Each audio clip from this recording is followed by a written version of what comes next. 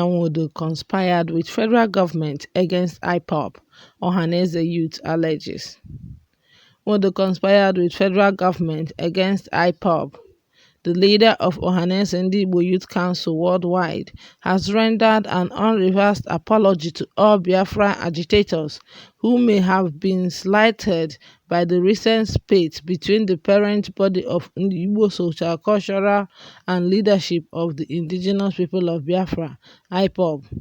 In a statement by Maazị Okechukwu, President General Ohaneze Youth Council worldwide, and its Secretary General Maazị Nnai, the group described the recent event that led to exchange of threats and counter-threats between Ohaneze and Ipob as evidence that Igbo leadership are no longer in charge of the affairs of Igbo land. Really? You see, in the recent time, there has been let's say disagreement between Ohaneze led by Nwodo and Ipob led by Maazị Nnamdi. It's like these two have disagreed on something that brought about so many controversies.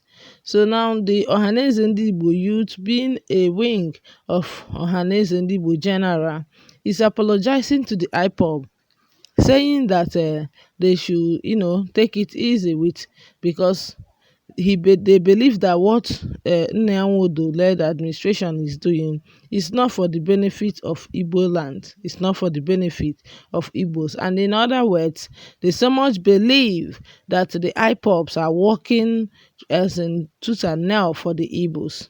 So in his word, the chairman said, "We will always be courageous and bold to speak the truth at all times.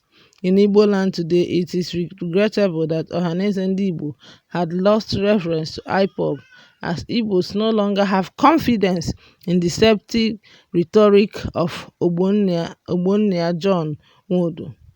It was Ohaneze under Nwodo that sold the conspiracy theory to Igbo political leaders to proscribe activities of Ipob in 2017 to downplay the rising profiles and rivalry of Biafra agitators in taking over leadership from Ohaneze and governors were only pawns in the script drafted by Igbo leadership.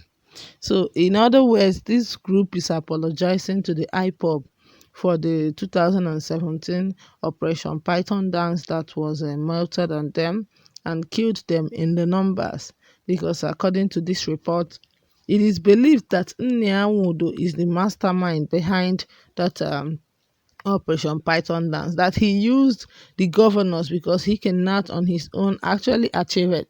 He used the governors, to speak against he made them believe that the Ipob want to take over the governorship or the leadership of Igbo people. So these governors have to play according to his plan because their own seats as the governors are at risk. So that is why this Ohaneze youth have come to apologize publicly to the Ipob people because of what their leader Nwodo have done to them in the past. Ohaneze youth also insists that the constant economic threat and oaths of Igbo businessmen faced in Southwest since 2015 as regard to collapse of their business through market demolitions and relocations are the direct consequences of regrettable political decisions done in error without foresight and futuristic idea on how it will affect Igbos who are largely businessmen. Oh, wow. The ongoing restructuring exercise in Ohaneze is aimed at restoring the dignity and the integrity of Igbo leadership back to the original status quo as Apex Igbo socio-cultural organization, not socio-political. The crisis in Ohaneze is a signal that there is constant pressure to reunite Igbos to speak with one voice. We therefore tender unreserved apologies to all Biafra agitators all over the world and urged them to help Igbo youth get rid of bad eggs, especially few circle of elders that had clandestinely destroyed the reputation of Ohaneze and Igbo because of selfishness and fortune-seeking. There is circle of elders. This circle of elders are plotting to mortgage the collective interest of Igbos by imposing a new leadership of Ohaneze and Igbo by 2021. They must be resisted and flushed out of the system. So, in my own view, you see that why the Ohaneze and Igbo youth is coming out to say all these things is because of the 2021 election. Ohaneze and Igbo election, because they have believed that this set of schools have failed in all ramification to protect the interest of the people of Igbo land. To protect the interest of an average Igbo man, they have failed. So he is urging the people to come together so that this their government will be flushed out, or this their leadership rather will be flushed out in 2021. That they have not done anything like to promote the welfare of the Igbos, who they know are basically businessmen. That these people have, like, they are using the group for their own selfish interest.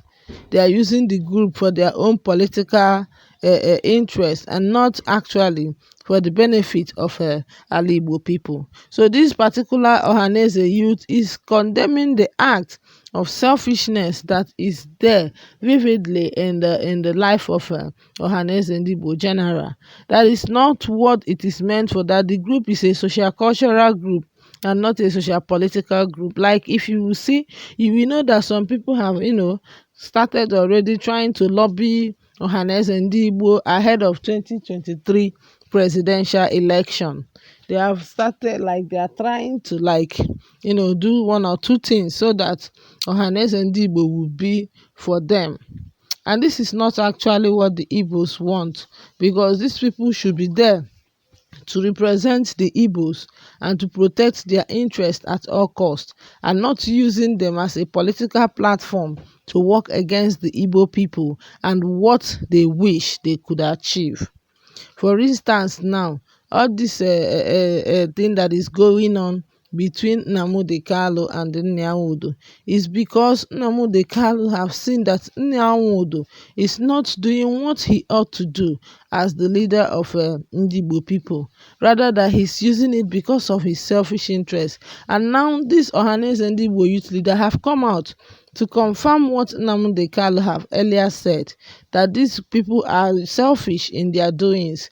They are using the group actually to achieve their selfish interest, and that is why they have apologized to the Ipob people because of what they did to them in 2017, and it is caused, according to this report, by Nwodo-led government and some gullible southeastern governors.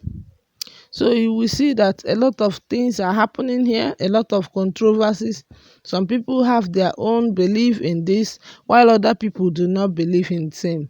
Some people believe that Nwodo is not the culprit of that 2017 Python dance. Some people believe that it was the governor of Abia State, Ohaneze Ikpeazu, that opposed proposed the 2017 Python dance.